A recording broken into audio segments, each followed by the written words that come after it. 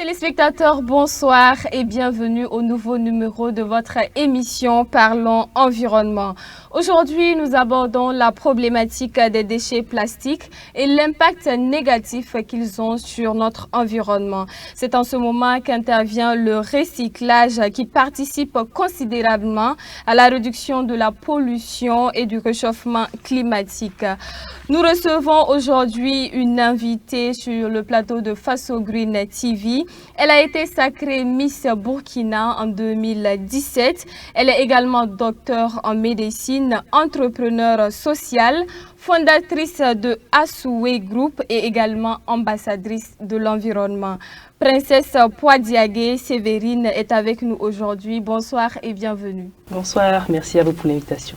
Alors, je viens de citer vos différents titres et fonctions. Ça fait beaucoup en même temps. Dites-nous, comment est-ce que vous arrivez à gérer tout ça? Il faut dire que quand on mène plusieurs activités en même temps, ça demande d'être très organisé, d'être très discipliné, d'avoir un programme préétabli de chacune de ces journées et de savoir à l'avance ce que je dois faire à telle heure et aussi d'essayer de respecter ce programme.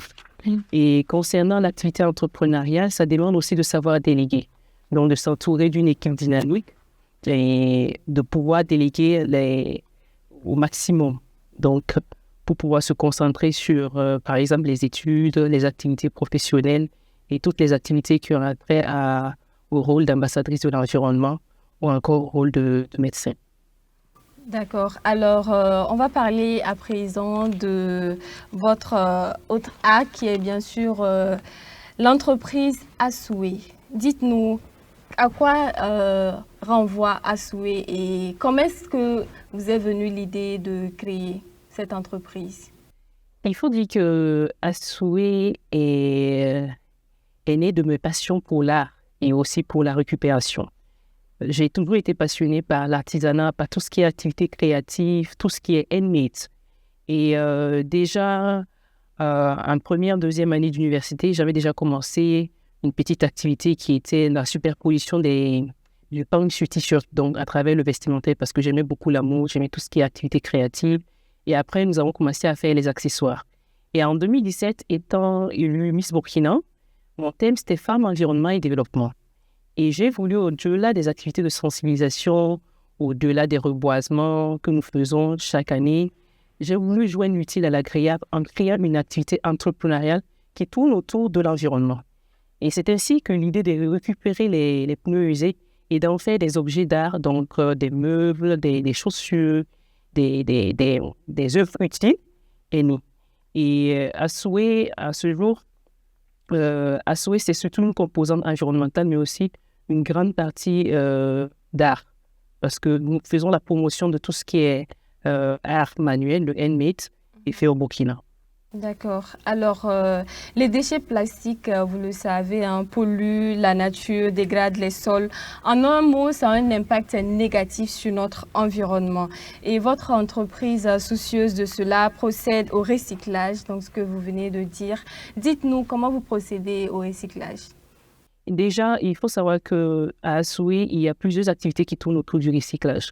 Donc, comme je le disais tantôt, il y a ce qu'on appelle la tapisserie écologique, qui est la confection des meubles, donc des poubelles, la confection des tables, des chaises, des guéridons et tout ce qui est objet de tapisserie, donc en utilisant les pneus. Il y a aussi l'aménagement paysager, donc il y a la confection des pots de culture au sol et la confection des poubelles. Et il y a la confection des chaussures en pneus usés. Et il y a aussi d'autres composantes telles que la fabrication d'objets d'art avec les sachets plastiques. Donc, ça commence déjà par la collecte. Donc, nous avons des tricycles qui sortent dans les quartiers pour collecter au niveau des garages, au niveau des domiciles aussi, parce qu'il y a souvent certaines personnes qui nous appellent de venir récupérer leurs vieux pneus usés qui stagnent à la maison, et même des sociétés également qui nous font appel. Nous collectons ces déchets et après nous les envoyons donc à notre siège et après nous faisons ce qu'on appelle la désinfection donc de ces pneus que nous allons ramasser souvent dans des endroits très insalubres et après nous faisons un tri en fonction de l'utilité que nous voulons en faire. Si c'est par exemple pour en faire des chaussures, généralement c'est les pneus des remorques qu'on utilise, donc on va faire un tri en fonction de l'utilité qu'on veut en faire plus tard. Et après, on procède à la phase de transformation. Donc, après la transformation, donc, les produits sont acheminés à notre boutique qui est située à la ZAD, où donc, ils sont commercialisés, ou encore si c'est des commandes, ça passe directement donc, du siège donc, aux clients. Alors, on sait que Assoé est une entreprise sociale et écologique. Quels sont les grands défis de Assoé? Les grands défis à nos débuts, c'était surtout l'écoulement des produits. Parce que dans la conception des gens, souvent, quand on dit une chaise faite à base de déchets, de pneus recyclés, ça a une connotation un peu négative pour certains. Parce que les gens se disent, bon, on ne sait même pas dans quelles conditions les pneus étaient, comment est-ce que ça a été transformé. Donc, les gens n'étaient pas du tout très à l'aise avec ça.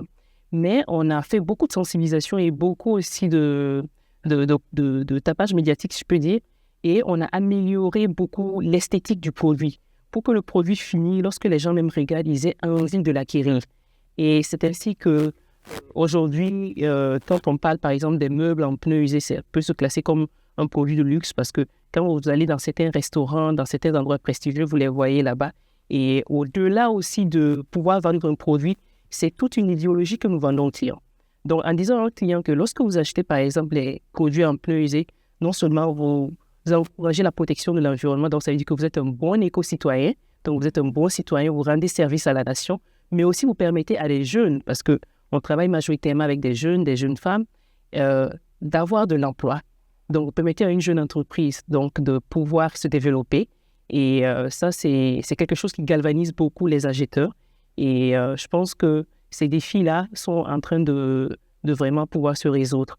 Un autre défi majeur, c'est que actuellement, on est dans une phase où on a besoin d'étendre donc, notre capacité de production et très souvent, dans les domaines tels que le recyclage, nous fonctionnons à fonds propres, c'est-à-dire que l'entreprise réinvestit ses bénéfices. Il n'y a pas beaucoup de fonds qui investissent donc, dans les entreprises qui font cela. C'est plutôt généralement les associations. Et là, c'est l'un des défis majeurs parce que nous, on est une entreprise et la majorité des subventions dédiées, par exemple, à la promotion donc, du recyclage sont plutôt focalisées sur les associations. Et donc, ça, c'est vraiment quelque chose qu'il faut revoir parce que je pense que une entreprise qui a déjà une certaine vision, qui a déjà un certain nombre de produits sur le marché et qui a besoin de s'étendre, mérite quand même d'être encouragée, surtout quand elle rend un service énorme à l'environnement, mais aussi à un service social assez important. D'accord, et je pense que c'est en même temps un cri de cœur lancé à qui de droit et on espère que cela ne va pas tomber dans l'oreille d'un sourd. Et quelles sont les villes d'intervention de l'entreprise? Est-ce que vous êtes basé uniquement à Ouaga ou vous vous étendez également dans d'autres villes? Il faut dire qu'en termes de produits commercialisés, Assoé, c'était un peu partout au Burkina, dans les 13 régions du Burkina. Mais là où nous avons un peu des représentations, si on peut le dire, parce que ce sont des personnes que nous avons formées et généralement, nous les avons organisées sous forme de coordination. On a la coordination régionale de l'Est qui est située à Fada, où nous avons formé près de 115 femmes donc dans les métiers donc, du recyclage et la valorisation des déchets plastiques. Et on a la coordination régionale du Centre-Nord à Kaya, où on a formé près de 183 femmes donc, au total donc, dans le recyclage et on a formé près d'une quarantaine dans le perlage. Donc, au total, 200 et quelques femmes que nous avons formées là-bas, qui aussi travaillent sous forme d'une coordination. Et lorsque, par exemple, les gens ont besoin des produits Assoé, c'est vers ces coordinations-là qu'on va les envoyer. Et aussi, lorsque nous également, on a les grosses commandes ici, à Ouagadougou, ou dans la sous-région, on les repartit avec ces coordinations, de telle sorte qu'il y ait toujours une activité donc, au niveau de ces coordinations que nous avons aidé à mettre en place.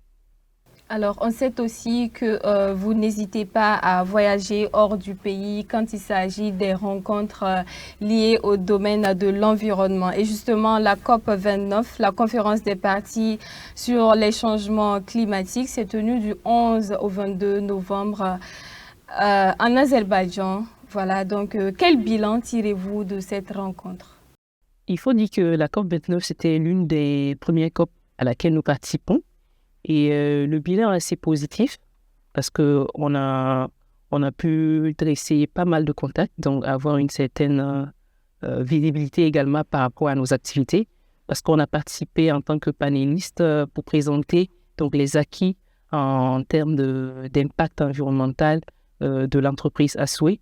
Et ça, c'était quelque chose qui a vraiment propulsé en fait l'image du Burkina, de montrer qu'au Burkina, on a des jeunes entreprises qui arrivent à recycler des tonnes de déchets plastiques, parce qu'il faut dire que l'entreprise Asway a recyclé à ce jour plus de 2000 tonnes de déchets plastiques au Burkina et formé plus de 600 personnes.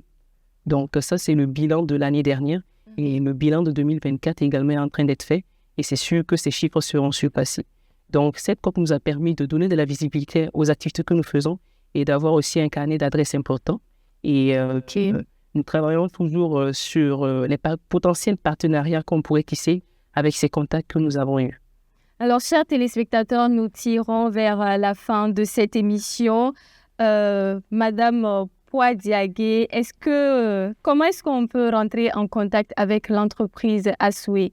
Également, est-ce que vous avez des projets futurs en vue? Déjà, nous avons beaucoup de projets futurs en vue, donc, dont l'un est de vraiment expandre donc, notre capacité de production en mettant en place donc, une unité semi-industrielle de production. C'est vrai qu'on fait la promotion du handmade, mais avec la forte demande donc, des produits, il y a de quoi mettre en place donc, un système de production assez rapide, donc d'automatiser un peu le processus. Et Asway est situé à la zone 1, l'entreprise elle-même elle est située à la zone 1. Et la boutique vitrine, elle est située à la ZAD, donc derrière le CAO. Et pour nous joindre, vous pouvez nous contacter sur le WhatsApp 54 95 82 82 ou sur le 72 48 00 02.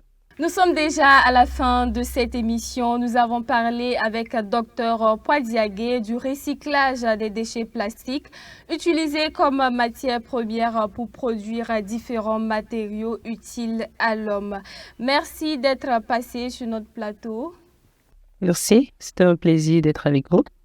Alors, chers téléspectateurs, n'oubliez pas, préservons notre environnement car il y va de notre santé. Au revoir.